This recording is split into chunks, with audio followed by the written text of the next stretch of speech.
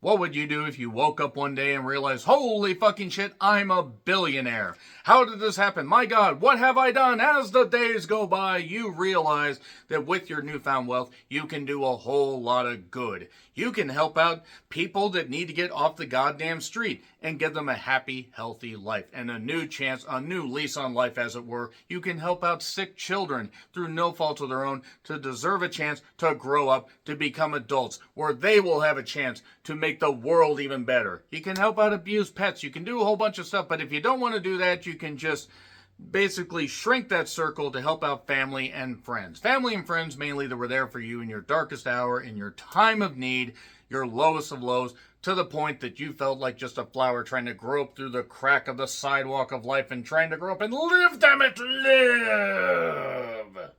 But then you get stepped on and you're trying to grow and you're trying to do this. You're just trying to get the clearance. I want to live again. You're just trying to live. And you feel like nobody's even going to extend a finger, not a finger, to help you out. But then somebody suddenly says, I will extend my hand and you can take my whole life too.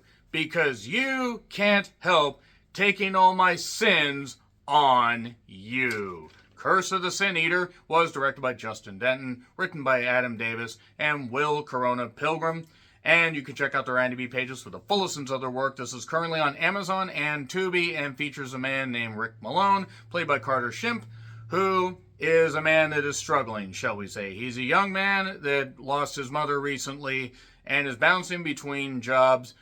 Construction is a tough business and he's just trying to make ends meet, but he's not really doing all that well. He's having to basically crash at his friend Jeremy's place, and he didn't have the best relationship with a girl named Tanya, and he's really struggling. And then it seems like one job on a very, very, rich, man's property isn't going to go all that well because he was late. But then, well, let's just say a chance meeting with this particular old man, George Drayton, played by Larry Yando, which is just a funny last name for some reason. I don't know what.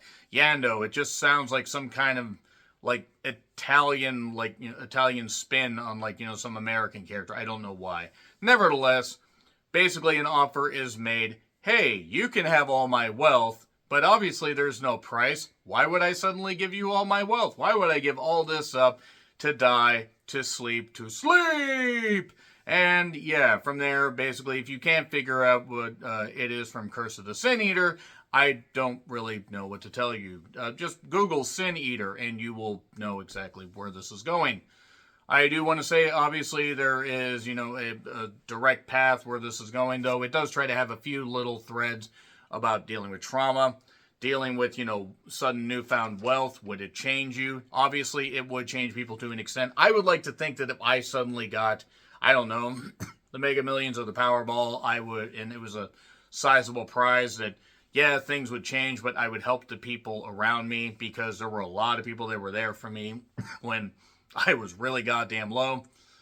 And while we do get a little bit of setup and we get a few neat atmospheric shots and a little bit of decent body horror, this is really a short film concept stretched out to almost 90 goddamn minutes. It kind of reminds me of a couple Tales from the Crypt episodes strung together. Look, there are elements that are all right, but this really is kind of bland and boring. I'm not going to lie to you. I don't think that it's the worst film of the year, not even fucking close. I think the acting is all right.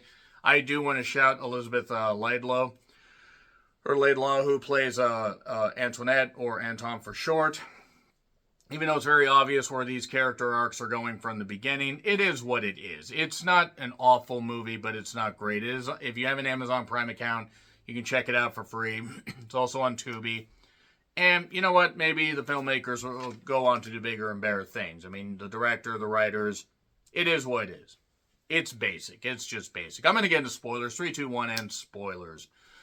So, yeah, after his mother offs herself because she's all religious and nutty and everything, he is kind of dealing with a whole bunch of trauma. There is a quote that they had in the beginning: for your peace, I take on all the sins you carry, and I, pawn my own soul. If that isn't obvious where this thing's going, I don't know what is.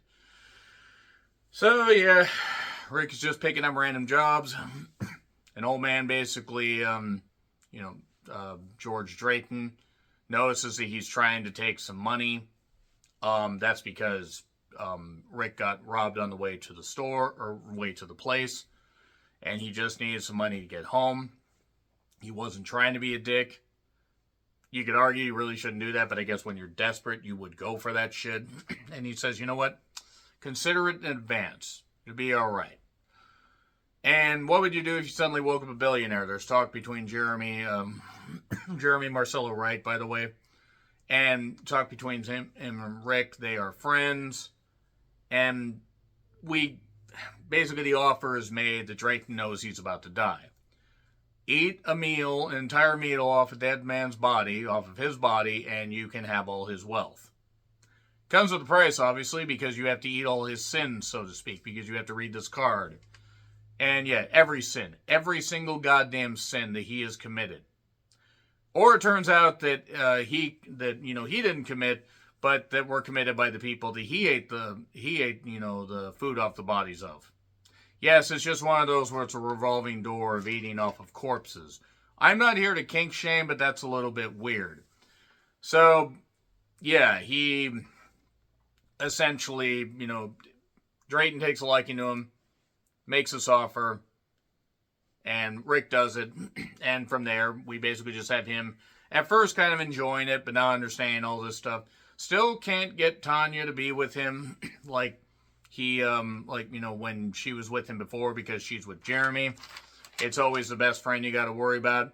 Jeremy also has been given into a life of crime to make ends meet, I guess. And yeah, weird stuff starts popping up because, again, it turns out that, all these sins that were committed, not necessarily by Drayton, but by the people that came before him, the previous sin eaters, going all the way back, a bunch of goddamn decades. Yeah, it's all coming home to roost. And essentially, Anton is the controller of this whole damn thing. She can't take on the sins because it's not part of her contract, because she's basically the person running this whole goddamn thing. Because the wealth has been passed down, but she's always there. I do have to once again say Elizabeth actually was probably the standout here among the cast. I think everybody else tried their best, but she was probably the one that was the most committed to her performance. So there was a weird guy in a mask and a gimp mask and a rope, because again, various sins are coming around.